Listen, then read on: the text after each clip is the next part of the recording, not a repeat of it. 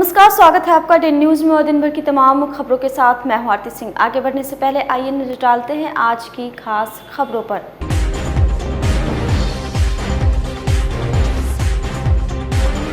शराब माफियाओं ने जिंदा जलाकर एक युवक को किया मारने का प्रयास।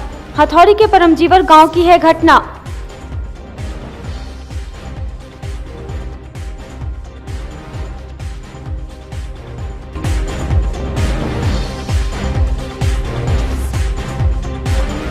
हथियार के साथ पुलिस के हत्थे चढ़े 3 शातिर। अस्पताल कर्मी के साथ हुई लूट मामले में अब तक नहीं हो सकी है किसी की गिरफ्तारी।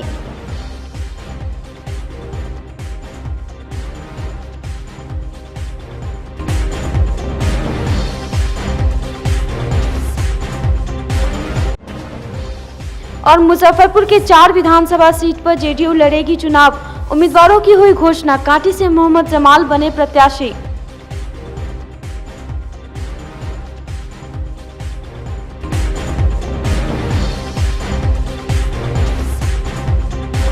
ये थी सुर्खियां और अब खबरें विस्तार से। एक बार फिर मुजफ्फरपुर में शराब माफियाओं का दुस्साहस देखने को मिला है। हथौड़ी के परमजीवर गांव के एक युवक को शराब माफियाओं ने तेजाब छिड़ककर जिंदा जला दिया और मरा समझ युवक को पानी में फेंक फरार हो गए। हथौड़ी के परमजीवर गांव में मंगलवार की अहले सुबह शोरगुल सुनकर निर्मला देवी का पुत्र अमित कुमार घर से बाहर निकला। उसे देखते ही कुछ लोग उस पर टूट पड़े। पहले तो काफी मारा पीटा और चाकू से वार कर तेजाब से जला दिया। हमलावरों ने उसे मरा समझ पानी में फेंक दिया। उजाला होने पर अमित की मां निर्मला देवी उसे उठाकर अस्पताल ले गई। उसकी हालत गंभीर बनी हुई है। निर्मला देवी के मुताबिक अमित जब घर से निकला तो सड़क किनारे एक पिकअप गाड़ी से शराब उतारे जा रहे थे। कारोबारियों को लगा कि ये पुलिस को बता देगा। बस फिर क्या था, वहां मौजूद शराब कारोबारियों ने पहले तो अमित की बेरहमी से पिटाई कर दी और तेजाब छिड़क जला दिया। अमित के अनुसार हिमालय राय नामक शराब माफिया के साथ रहे 5-6 लोग घटना को अंजाम दिया। से 3 बजे भोर में ये दुर्गाबाद दै छी तखनी आगे ई गेले पाछे से हम गेली बेटा हमर। तेकरा बाद भेले कि से दारू के कार्टून उतरत रहे।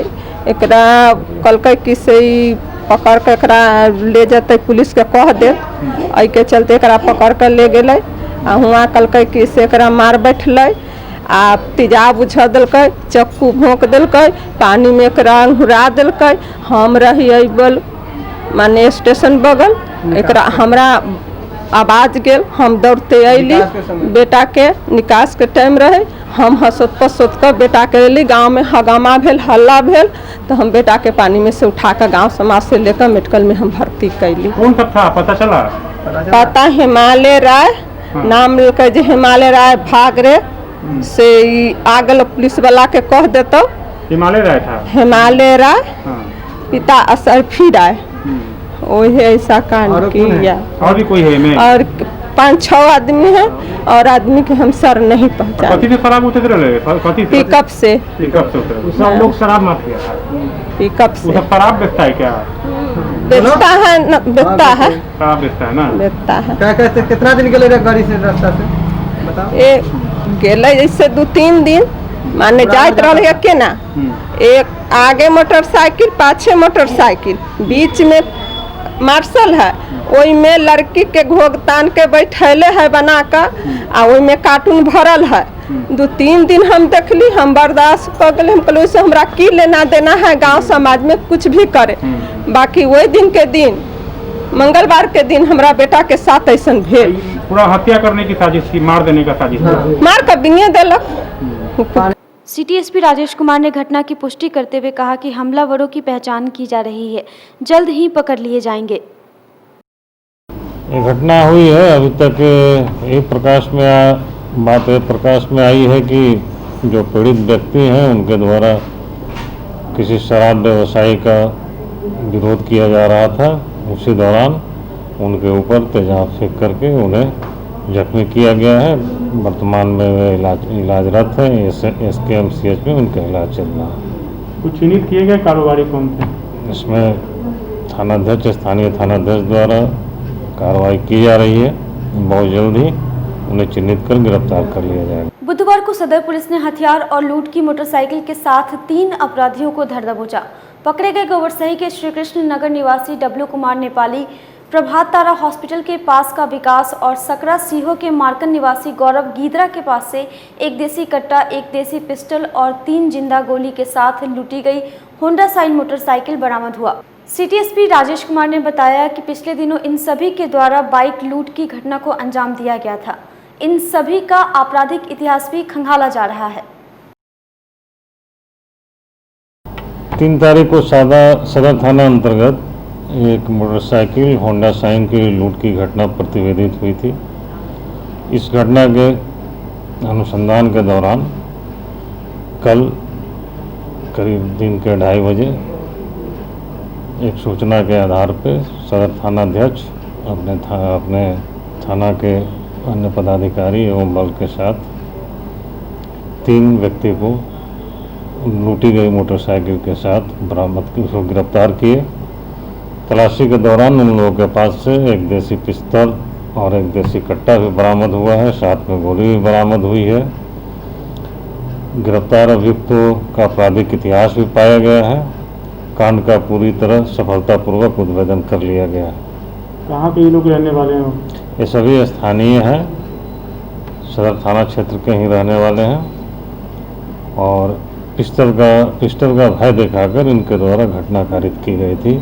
तो घटना में प्रयुक्त पिस्टल एवं संलिप्त तीनों अपराधकर्मी को गिरफ्तार किया गया। गाड़ी भी बरामद है? गाड़ी भी बरामद की जा चुकी है। किसी गिरोह का भी नाम है? एक गिरोह नहीं है, एक नया गिरोह है, तीनों लड़के मिलकर के बनाए थे। वैसे ये लोग अलग अलग अपराध में शामिल रहे हैं, लेकिन पहली बार तीनों एक साथ मिलकर के इस घटना को अंजाम दिया।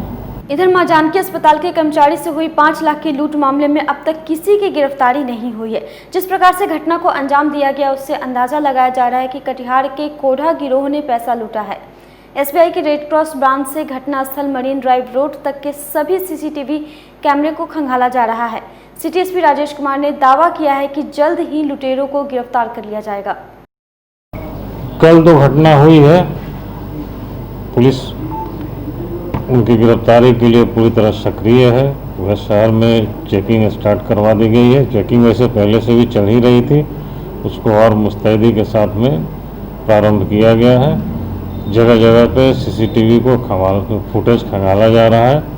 जहाँ पे घटना घटित हुई है, जहाँ से विक्टिम पैसा लेकर निकले थे, वहाँ का भी सीसी फुटेज को देखा जा रहा है। जल्द ही अपराधियों को चिन्हित किया जाएगा, उसकी गिरफ्तारी सुनिश्चित की जाएगी। एनडीए हो या महागठबंधन, सीटों का बंटवारा होने के बाद सभी दल अपने अपने उम्मीदवारों के नाम की घोषणा करने लगे हैं। जनता दल यूनाइटेड ने करीब सबों के नाम फाइनल कर दिए हैं। मुजफ्फरपुर जिले में 4 सीट जेडीयू के खाते में गई है। सकरा से कांटी के विधायक अशोक चौधरी को लड़ाया जा रहा है। वहीं मीनापुर विधानसभा से मनोज कुशवाहा चुनाव मैदान में होंगे। गायघाट से वर्तमान विधायक महेश्वर यादव इस बार जेडीयू के प्रत्याशी हैं। पिछले चुनाव में वे आरजेडी के टिकट पर लड़े थे। कांटी में से मोहम्मद जमाल का टिकट फाइनल हो गया है। इधर बीजेपी जिले के 5 विधानसभा सीट से चुनाव लड़ने जा रही है। अपने कोटे के 2 सीट साहिबगंज और बोछा बीजेपी ने मुकेश सहनी की पार्टी वीआईपी को दे दी है। जहां चुनाव की तैयारी जोरों शोरों से है, वहीं वीआईपी पार्टी के प्रदेश उपाध्यक्ष राजेश राम रमैया अपने पूरे कार्यकारिणी सदस्यों के साथ इस्तीफा दे दिया। राजेश राम रमैया के साथ इस्तीफा देने वालों में मनोज पासवान, राजू पासवान, संजय राय, दिनेश राउत सहित कई अन्य नेता हैं। फिलहाल ये सभी आगे की रणनीति नहीं बताई है। पार्टी हम लोग छोड़ दिए कि हम जो जिस व्यू से, जिस विचारधारा से मुकेश सहनी जी के साथ जुड़े थे, आदरणीय मुकेश सहनी जी जो हमारे बीजेपी के राष्ट्रीय अध्यक्ष उनके साथ जुड़े, वो विचारधारा अब नहीं रहा पार्टी में। वो बीजेपी से जाके मिल गए, जिसके हम लोग बीजेपी विरोधी है, बीजेपी विरोधी चलते हैं, बीजेपी से कोई मेरा लेना देना नहीं है। हम लोग इसी कारण इस पार्टी को अपने जितने भी हमारे सदस्यगण है, कार्यकारी सदस्य है, जिला अध्यक्ष है, एसटीसी के जितने 26 जिला में हमारा जो इसको विकास हम किए थे, जितने लोग जुड़े हुए थे, उससे मिलकर हम ये पार्टी को अब छोड़ रहे हैं। सैकड़ों लोगों के साथ पार्टी का इस्तीफा हम दे रहे हैं। जी आगे का रणनीति है कि हम जी आपको भी बाबू साहब का राष्ट्रीय अध्यक्ष हुए, अपना संगठन चलाता हूँ। इस संगठन के साथ मैंने एक जुड़ गए थे, सभी संगठन के साथियों के साथ मैं इस पार्टी में जुड़ा था। अब फिर हम वही संगठन अपना चलाएंगे और रही बोचहा की जनता की अगर मांग होगी तो यहाँ से चुनाव लड़ने की कोशिश हम करेंगे। कोरोना के बढ़ते रफ्तार को देखते हुए जिला प्रशासन ने फैसला लिया है कि दुर्गा पूजा के दौरान जिले के किसी भी स्थान पर मां दुर्गा की प्रतिमा स्थापित नहीं होगी।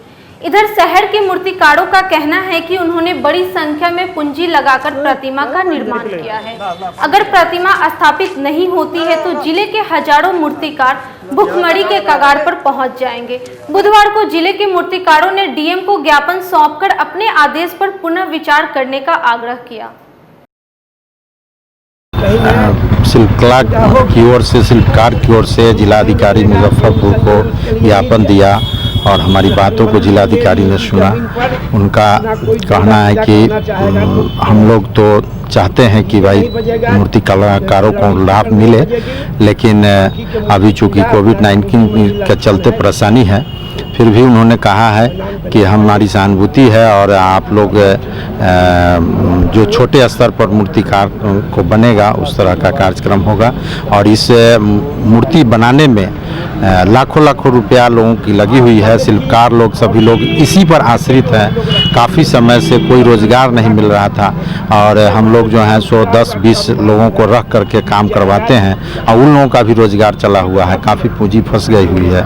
उस पूंजी की रिकवरी के लिए या उससे भरण पोषण के लिए हम लोग इन्हीं समस्याओं को लेकर के जिलाधिकारी महोदय से अपना फरियाद रखा है और जिलाधिकारी महोदय मूर्ति बन करके तैयार है। और समस्या इस बात की है कि उस मूर्ति को हम रखें कहाँ।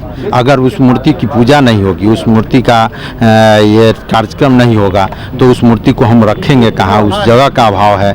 हम लोग जगह विहीन हैं और छोटी सी जगह में हम लोग किसी प्रकार से मूर्ति का निर्माण करके रखें और उसी से चूँकि भरण पोषण चलता है और हम लोग इससे हजारों लाखों लोग इससे जुड़े हुए हैं, इससे कि हम लोग को इससे रोजगार मिल रहा है। जिला प्रशासन ने यह आश्वासन दिया है कि साहब चूँकि अभी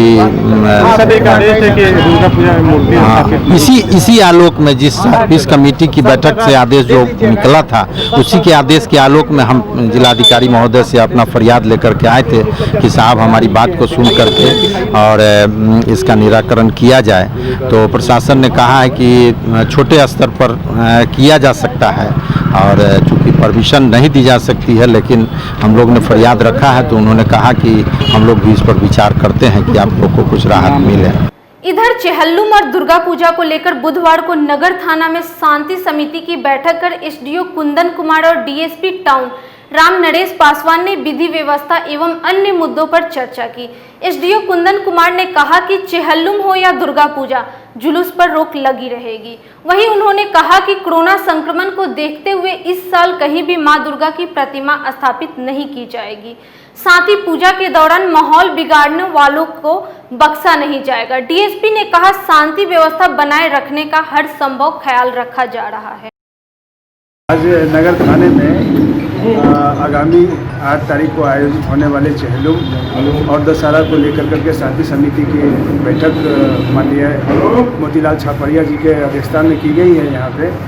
और इसमें जो भी सरकार के द्वारा दिशा निर्देश जारी किया गया है उसके आलोक में सारे लोगों की सहमति बनी है कि इस बार जो है पूजा पंडाल मूर्ति आदि नहीं लगाए जाएंगे। जो भी अस्थाई दुर्गा पूजा के मंदिर हैं वहाँ भी भीड़ नहीं लगाना है। उसमें बांस बलि लगा करके भीड़ को कंट्रोल करना है, 2 गज की दूरी और मास्क लगा करके पूजा करना है। लेकिन भीड़ किसी सूरत में नहीं लगानी है। कोविड-19 को ध्यान में रखते हुए सरकार के द्वारा जो भी निर्देश जारी किए गए हैं उस सभी लोगों को पालन करना है। मेरा शहरवासियों से अनुरोध होगा कि दिए गए दिशा निर्देश को अवश्य पालन करें और आगे मौका मिलता है तो हम लोग सारे त्यौहार को धूमधाम से मनाएंगे। इस वर्ष जो वैश्विक महामारी आई है उसको लेकर करके इस बार अपने घरों में रहें, सुरक्षित रहें।